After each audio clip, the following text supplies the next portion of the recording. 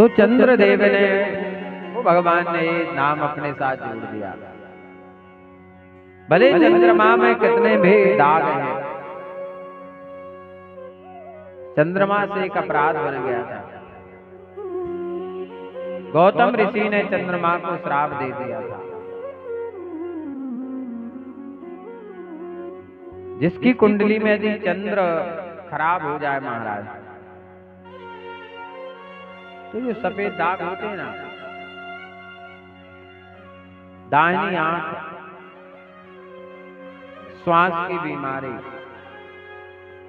ये हो जाता है महाराज। माँ को हानि भी होती है, हानि ना हो तो बीमार रहती है। सूर्य चंद्रमा का भी बड़ा महत्व है। भोले बाबा ने कहा भले चंद्रमा में कितने दाग हों, पर जब हमारे प्रभु के साथ ये जुड़ गया है तो मेरे लिए भी सिरोधार है। तो भोले बाबा ने कहां धारण किया? सिर पर, शशि मोर। इस कारण से भगवान ने रोहिणी नक्षत्र में जन्म लिया। अब भगवान कब प्रकटे? रात्रि के 12 बजे। और 12 बजे कौन आता है पता है? चोर। और भगवान ने कहा मुझे तो करनी है चोरी, और जब वो नाम मिलना ही है तो समय तो भी चाहिए।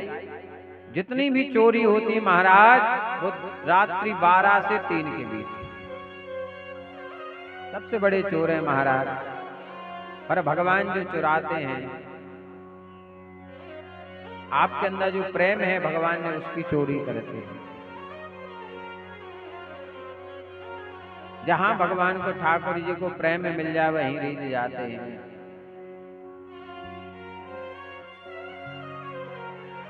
भगवान ने जितने भी घरों में चोरी की है,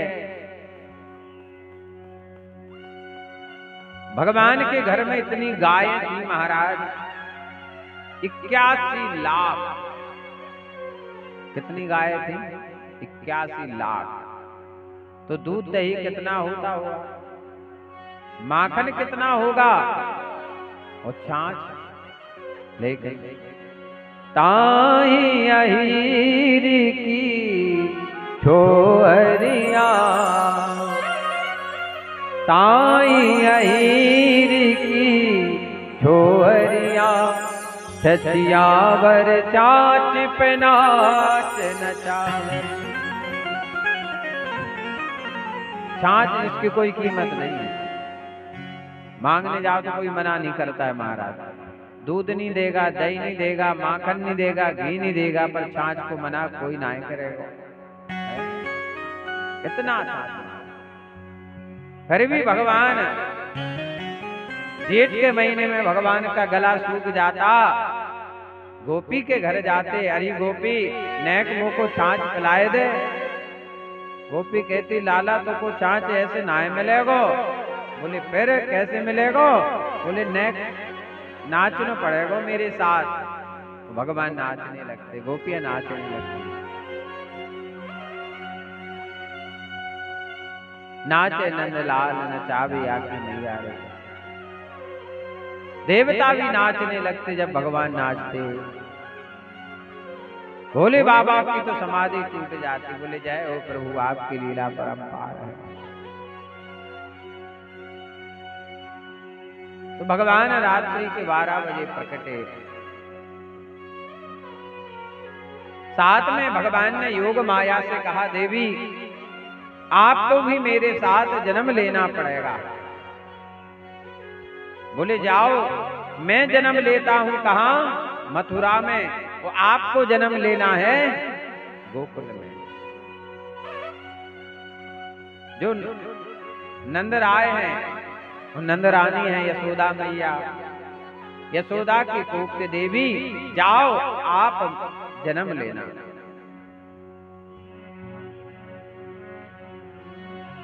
गच्छ देवी व्रजं भद्रे गोपी गोपीरलंकृतं रोहिणी वसुदेव देवस्या भार्यास्ते नंद गोकुले। गच्छ देवी ब्रजम भद्रे, गच्छ माने होता जाना। बोले आप जाओ और कहां जन्म लेना है? रोहिणी वसुदेवस्या, जहां पर रोहिणी जी हैं वसुदेव महाराज की पत्नी, तो नंद गोकुले, नंद राय के यहाँ आप वहीं पर जन्म लेना। कई नामों से आप पूजी जाओगी। नाम धेयानि कुर्वन्ति स्थानानि नरा भुवि, दुर्गेति भद्रकाली की विजया वैष्णवी। कोई आपको दुर्गा कहेगा, कोई आपको काली कहेगा, कोई विजया कहेगा, कोई वैष्णवी कहेगा। कुमिदा चंड का कृष्णा माधवी कन्या खेती चा, माया नारायणी सानी सारे दैत्यम विकेती। कोई शारदा मैया कहेगा, कोई माया कहेगा, कोई नारायणी कहेगा, कोई चंडी कहेगा, कोई कन्याकुमारी कहेगा, कोई माधवी कहेगा। जाओ देवी मेरे साथ आप भी संसार में पूजित हो जाओगी। तो भादों के बाद कौन सा महीना आता है? कुंवार का आता है कि नहीं? तो पहले ठाकुर जी की पूजा होती है जन्माष्टमी पे, और कुंवार में दुर्गा जी की आराधना होती है। एक ही रात्रि में महाराज कारागृह में भगवान प्रकट होते हैं। इधर कहा है प्रभु आप सत्य संकल्प में हैं, आप जो कह देते हैं वो करते हैं। सत्यम व्रतम, सत्यम परम त्रिसत्यम, सत्यस्य योनिम निहतम च सत्ये, सत्यस्य सतमृत्य सत्य नेत्रम, सत्यात्मकम शरणम प्रपन्नः। हे प्रभु आप सत्य संकल्प हैं, सत्य ही आपकी प्राप्ति का श्रेष्ठ साधन। कितनी बढ़िया बात कही है भागवत में कि भगवान को प्राप्त करना है तो एक चीज तो आपको अपने जीवन में धारण करनी पड़ेगी, वो है सत्यता। वो आज का व्यक्ति अपने पास सत्य नहीं रख पा रहा है, कहीं ना कहीं से वो झूठ का सहारा ले ही लेता है। महाराज भगवान का नाम लेकर ना जाने कितने झूठे कार्य हो रहे हैं महाराज। कई लोगों ने तो धर्म को धंधा बना लिया है, पैसा मांगते हैं धर्म के नाम पर, लोगों में लूटपाट कर रहे हैं। तो भगवान को प्राप्त करने का सबसे पहला साधन तो यही है कि हमारे साथ क्या होना चाहिए? सत्य, धर्म होना चाहिए। वो कहते हैं सृष्टि के पूर्व, प्रलय के पश्चात, संसार की स्थिति के समय इन असत्य अवस्थाओं में भी आप सत्य हैं। सब उलट पलट हो सकता है, पर सूर्य नारायण भगवान यदि पूरब से उदय हुए हैं तो वो पूरब से ही उदय होते हैं। भगवान तो ज्यों के त्यों हैं, इंसान बदल गए हैं। देख तेरे संसार की हालत क्या हो गई, भगवान कितना बदल गया इंसान। ये नहीं कहा गया कितना बदल गया भगवान, भगवान नहीं बदला, इंसान की भावनाएं बदल गई हैं, सोच बदल गई है, भाव बदल गए हैं। घरों में स्थिति महाराज अच्छी नहीं। महाराज भगवान को बड़ी चाव से घर में रख लेंगे, पर ठाकुर जी की सेवा भी साधारण नहीं होती महाराज।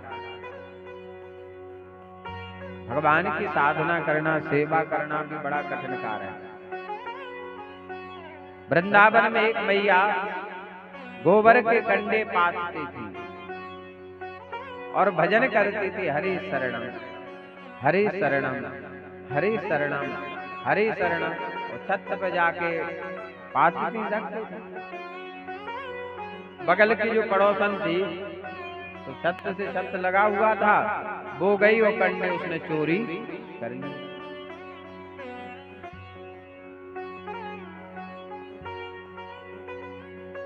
अब मैया ने देखा, बोले आपने हमारे कंडे उठाए हैं, वो बोली मैंने नहीं उठाया, मुझे क्या लेने ना देना तुम्हारे कंडों का। अच्छा, जिस स्त्री का दुष्ट स्वभाव हो महाराज, वाणी सरल नहीं हो सकती है। वाणी जिसकी सरल होगी उसे तो गुस्सा नहीं आएगा, तेज ही तर्राट हो गए।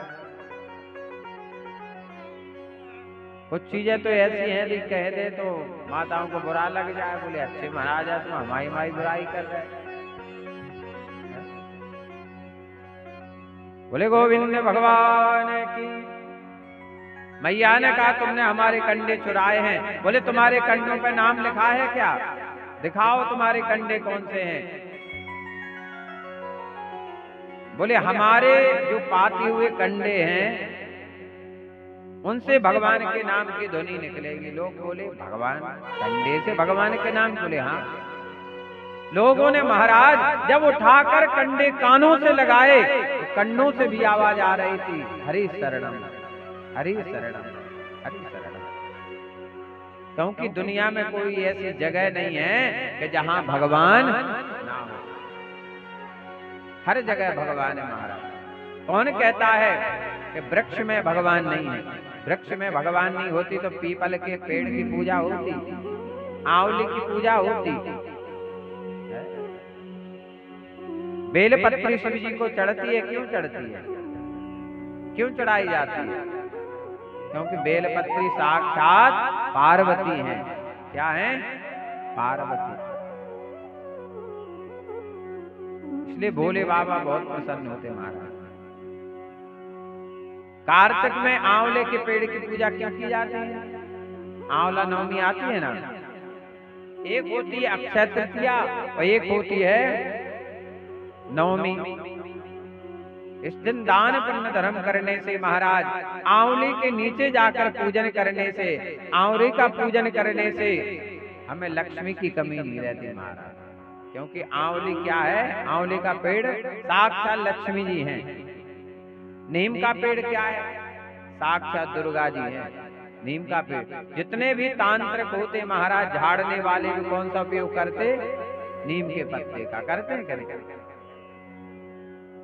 आप दक्षिण में चले जाओ, अपने यहाँ आम के पत्ते डालते हैं कलशों में, पर पंच पल्लव में तो आम के पत्ते भी नहीं आते। पंच पल्लव में आम के पत्ते भी नहीं आते। क्या आता है? पीपल का, बरगद का, ऊमर का, पाखर का और छिवले का पत्ता। ये 5 पत्ते पंच पल्लव में आते, आम भी नहीं आते। वहां दुर्गा जी के मंदिर में जाते हैं दक्षिण में, तो कलश में नीम के पत्ते डाल करके जाते हैं महाराज। तो नीम में दुर्गा जी का निवास होता है। बोले गोविंद भगवान की। जब कंडों से सुनी तो भगवान के नाम की ध्वनि निकल रही थी। हर जगह भगवान है महाराज। एक माता जी और थी, वो तो इतनी भगवान की परम भक्त थी महाराज कि जैसा उनका काम था वैसे होता था महाराज। अगर वो बर्तन मांज रही तो कह रही हरि शरणम हरि शरणम, पूरा फेंक ले गई हरि शरणम। जो भी काम करती मुख से हरि शरणम हरि शरणम हरि शरणम। एक संत जी गुजरे और मैया कचरा फेंक रही थी, बोले हरि शरणम, मतलब भगवान को कचरा भी समर्पित। संत जी को गुस्सा आया, जोर से थप्पड़ लगाया। मैया बोली हरि शरणम। इधर ठाकुर जी का गाल लाल हो गया। राधा जी बोली ये किसने मारा थप्पड़? बोले सब माता जी की कृपा है, सब हमें मिलता है। वो कहते हैं हरि शरणम हरि शरणम। अब इतनी लगन लगाना भी कितनी कठिन बात है। तो प्रलय, जन्म और मध्य भगवान हमारे साथ सत्य रूप में रहते हैं। जहां सत्य रहता है महाराज, भगवान उस स्थान को छोड़कर कभी नहीं जाते हैं। राजा हरिश्चंद्र के राज में महाराज बाजार लगता था। पहले बाजार नहीं कहा जाता था, क्या कहा जाता था? हाट। नियम रखा था महाराज कि बाजार में यदि कोई चीज ना बिके तो उसे राजा हरिश्चंद्र महाराज खरीदते थे। इतने सत्यवादी थे, वो खरीदते थे। अब एक कुम्हार ने क्या किया? शनिदेव भगवान की प्रतिमा बनाई। अब महाराज कोई हाथी बनाए तो खरीद लो, घोड़ा बनाए तो खरीद लो। अब शनिदेव को कौन घर लाएगा? कोई लाएगा? नहीं ला सकता है। सब डरते हैं महाराज, इतना भय है शनिदेव का कि शनिवार के दिन महाराज बोले तो मैं 7:30 ही वो अपने आप जाने लगता है शनि मंदिर। कुंडली के धर्मराज हैं शनि महाराज।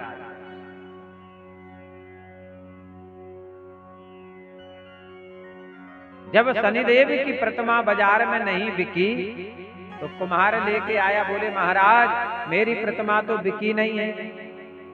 तो बोले ठीक है मुझे दे दो।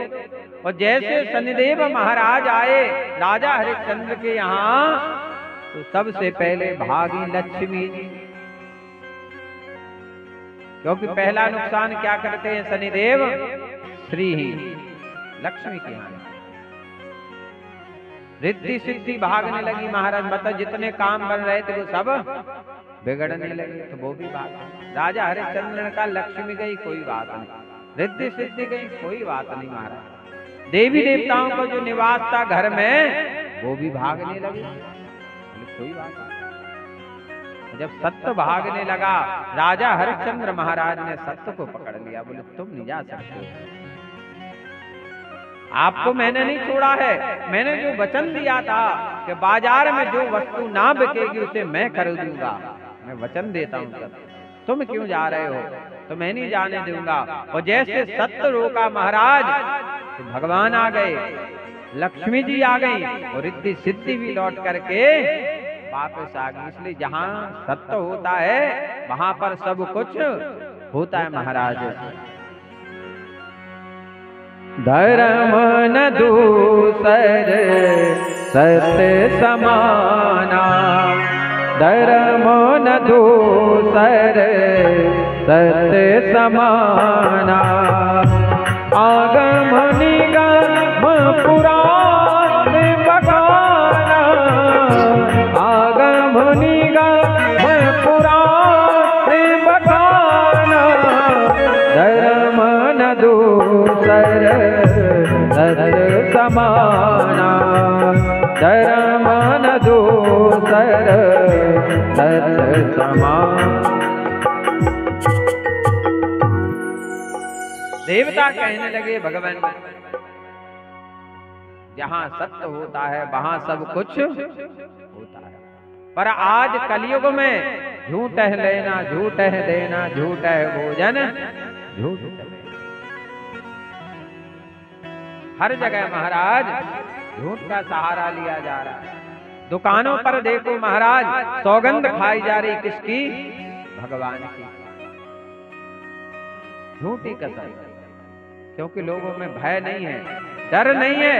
बोले भगवान की कसम खाने से मरते थोड़ी हैं, ऐसे लोग खा जाते हैं। अरे तुम अपनी पत्नी की कसम खा जाओ, बच्चे की खा जाओ, अपनी खा जाओ, भगवान फ्री है क्या? पेट तुम अपना भर रहे हो तो भगवान की सौगंध खा रहे हो।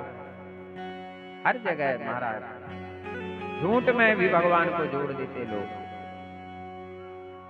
तो वो कहते हैं हर अवस्था में प्रभु आप सत्य हैं। आगे कहते हैं देवता पृथ्वी जल तेज वायु और आकाश 5 में आप ही हैं भगवान। और हमारा ये जो शरीर बना है 5 चीजों से बना है। ये सुंदर जो काया है ये 5 चीजों से बनी है महाराज। सांख्य शास्त्र में कहा गया है कि जैसे एक लेंटर ढलता है ना, और लेंटर में कितनी चीजें लगती हैं? 5। तार लगता है, गिट्टी भी लगती है, सीमेंट भी लगता है, बजरी भी लगती है और पानी भी लगता है। उसी प्रकार इस शरीर में भी कोई 5 चीजें हैं। हड्डी क्या है? तार।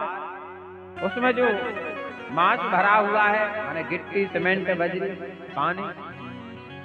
पर बाद में बोले थोड़े और चिकने हो जाएं, बढ़िया सीमेंट का प्लास्टर हो गया तो और अच्छा लगेगा। अब लोगों का मन नहीं मानता है तो भी वो लगे रहते हैं रोज। बोले गोविंद भगवान की। हे प्रभु, हे अंतर्यामी रूप भगवान, आप हर जगह हर अंतर आत्मा में विराजमान हैं। सत्यात्मकम तुम शरणम प्रपन्ना। हे भगवान, हम आपकी शरण में हैं प्रभु, शरण में हैं, शरण में हैं। इस प्रकार देवताओं ने भगवान की स्तुति की है। वो कहते हैं संसार क्या है? एक वृक्ष है।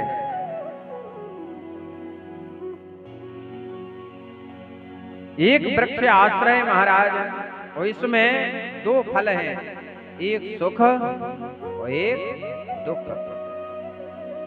तीन इसमें जड़ हैं, सत्य रज और तम, और चार रस हैं, अर्थ धर्म काम मोक्ष। इसके जानने के 5 प्रकार हैं। कहां से जानेंगे? श्रोत्र, त्वचा, नेत्र, रसना और नासिका। कान से सुन करके, आंख से देख करके, मुख से बोल करके, त्वचा से अनुभव करके। महाराज यदि आप कथा में डूबकर कथा सुनोगे महाराज, सच्चे मन से आपका ये रोम रोम में खिल जाएगा, एक फुरफुरी सी आने लगेगी। जब उस गहराई में पहुंचोगे तब।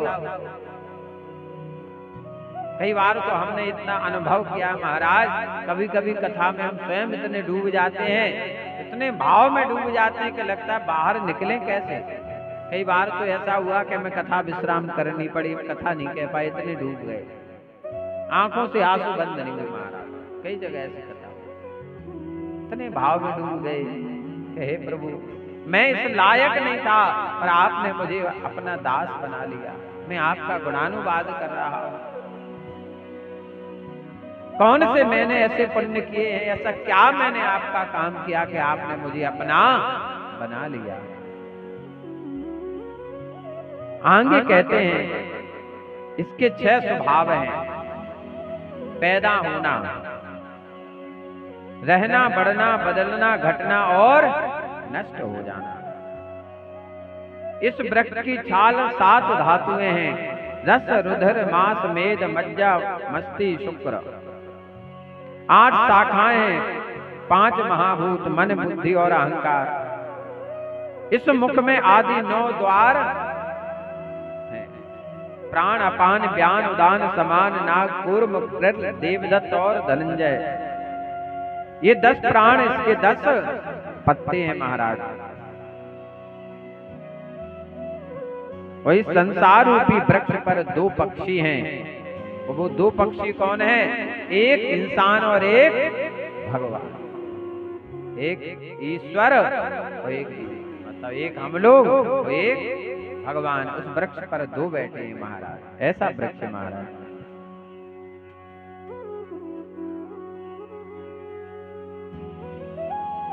सभी देवता भगवान के इस प्रकार स्तुति कहते हैं।